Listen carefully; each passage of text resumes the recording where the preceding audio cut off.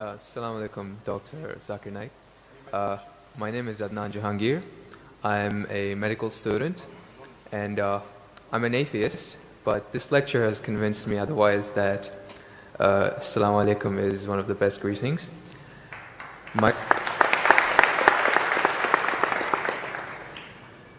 question is, how... You're an atheist Yes. or a Muslim? No, I'm a Muslim. I'm an atheist, ex-Muslim. You were a Muslim, now you're an atheist. Okay, brother, go ahead. All right. My question is of two parts. First one, what is the stance of Islam on evolution? And two, what is the stance of Islam on apostates?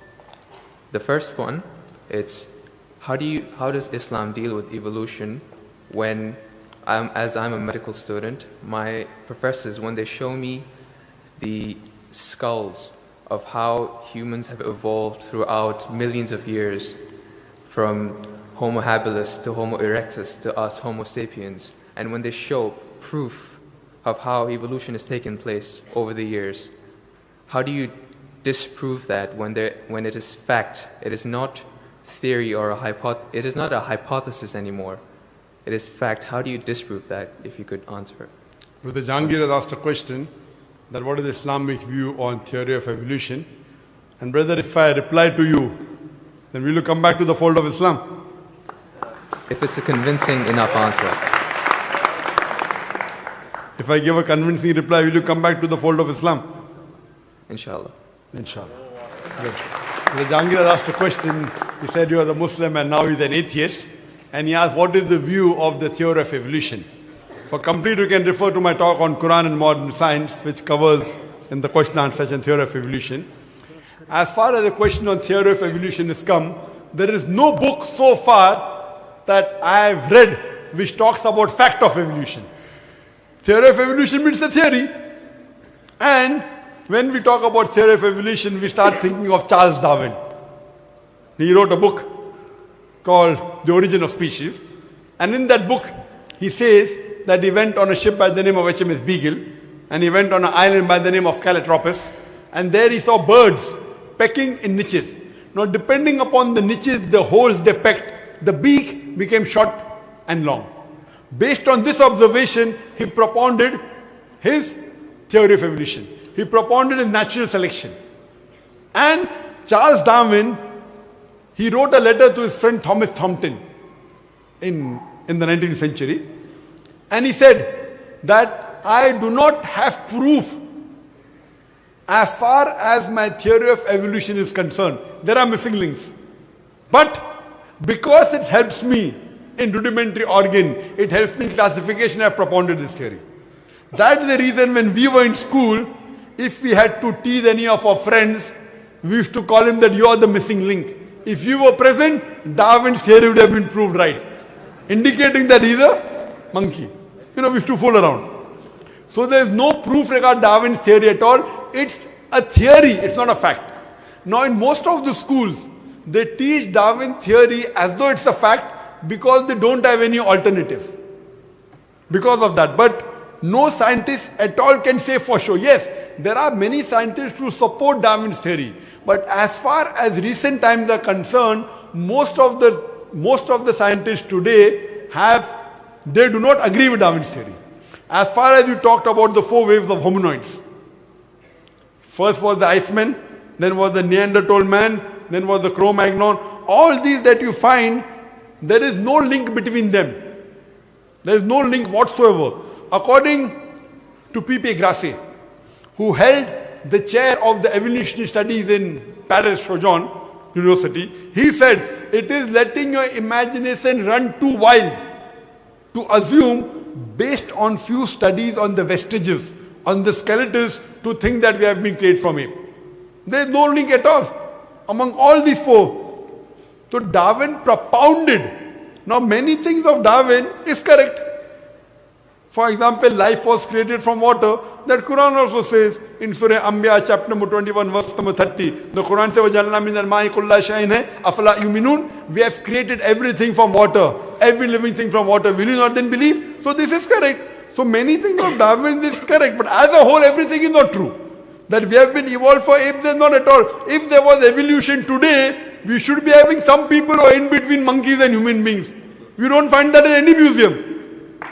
Brother Jangir, if it's true that species have been evolving, today we should find some species at least which are in between the human beings and the men. I would request the audio technician to increase the volume a bit. The audio technician, wherever he is, can you increase the gain, please? Jazakallah. Jazakallah shukran. That will have less strain on my vocal cords. So all these today, even according to molecular biology, according to the specialist of molecular biology, they say it is absurd to think that our DNA of the human beings have been evolved from ape. It's not possible at all. There are many books written against Darwin's theory. Now just because there is no substantial fact, that's the reason in school yet you teach about Darwin's theory. But if you read the latest researches, most of the scholars today do not believe in Darwin's theory as a whole to be correct. No scientist today yet believes. Very few, there may be few. But the majority, they disagree that we have been created from apes.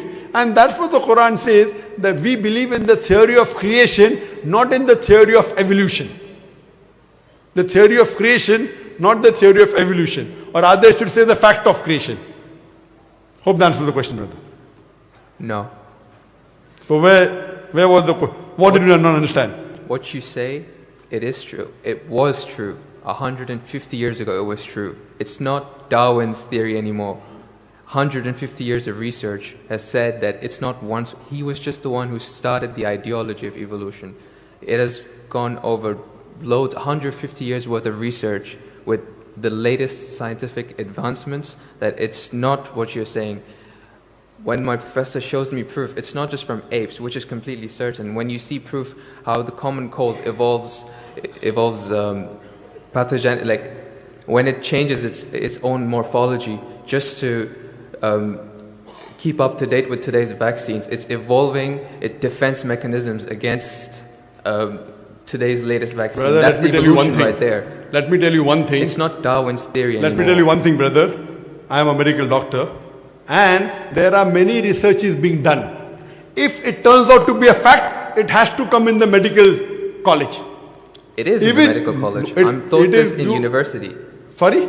I'm taught evolution in university. It's not in school anymore. I'm talking about medical. University, you learn about theories and researches.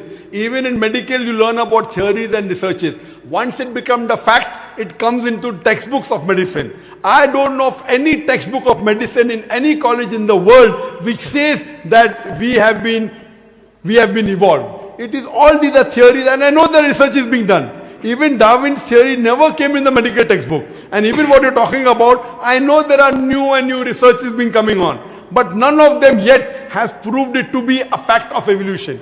The statement by itself, theory of evolution, means it's a theory. So by English language itself, you don't have to be a researcher. When you say theory, it's a theory.